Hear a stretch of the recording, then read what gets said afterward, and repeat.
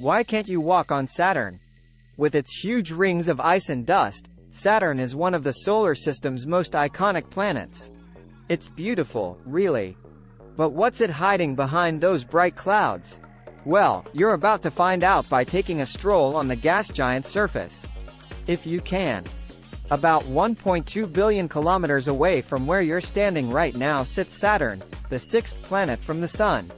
About 9 times wider than Earth, it's the second largest planet in the solar system. Circled by its signature rings of dust, ice and rock, Saturn also has 83 moons orbiting it. 63 of them known, and 20 of these awaiting official confirmation. And with an atmosphere mostly made up of hydrogen and helium, this planet is considered a gas giant. And this would be important to keep in mind if you plan to take a leisurely stroll along its surface. Because you could just end up falling right through it. As you approached Saturn, you'd be the first human to take in the glory of its rings and its swirling atmosphere in person. Along the way, you'd pass a few of Saturn's moons. Like its outermost moon, Iapetus, the icy Enceladus, and its biggest moon, Titan. You'd make a note to check that one out on your way back home. But for now, you have a date with Saturn. Soon, you'd be making your way through its massive ring system.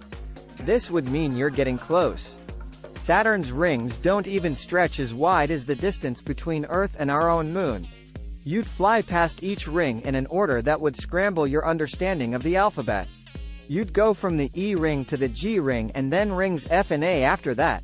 There's a gap known as the Cassini division. Past it, you'd be on to rings B, C and D. Yeah, it might sound like whoever named these rings didn't know the alphabet too well, but that's not true. Saturn's rings were just named in the order that they were discovered. You'd pass a lot of stuff inside the rings. Their components range in size from the tiniest grains of ice dust, to objects like comets, asteroids or pieces of former moons that are as large as mountains back on Earth. Finally, you'd make it to the D ring, and you'd be hovering just above the planet itself.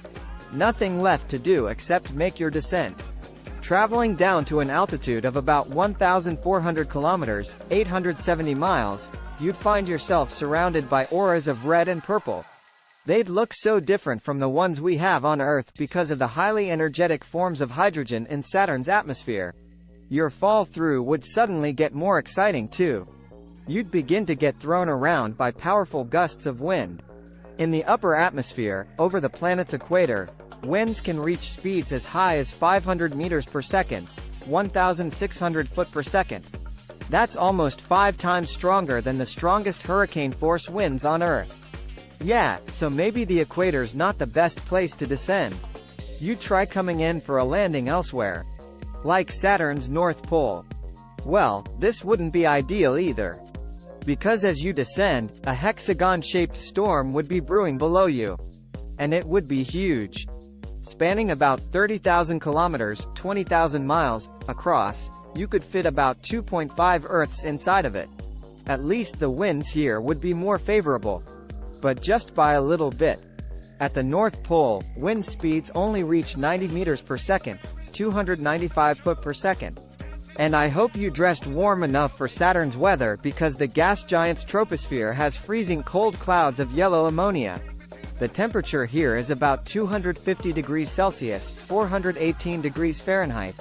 Don't think that sounds too bad?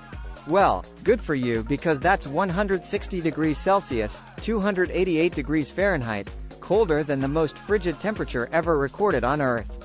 Now you'd find things starting to warm up a bit as you continue to descend. Next, you'd fall through a layer of light brown ammonium hydrosulfide clouds, followed by normal clouds made of water. Eventually, things would heat up to the more comfortable temperature of 0 degrees Celsius, but that wouldn't mean that the conditions around you would be comfortable. Temperatures would climb higher and higher. And at these lower levels of the atmospheric pressure would be as intense as it is in the Mariana Trench, the deepest part of our oceans. At some point,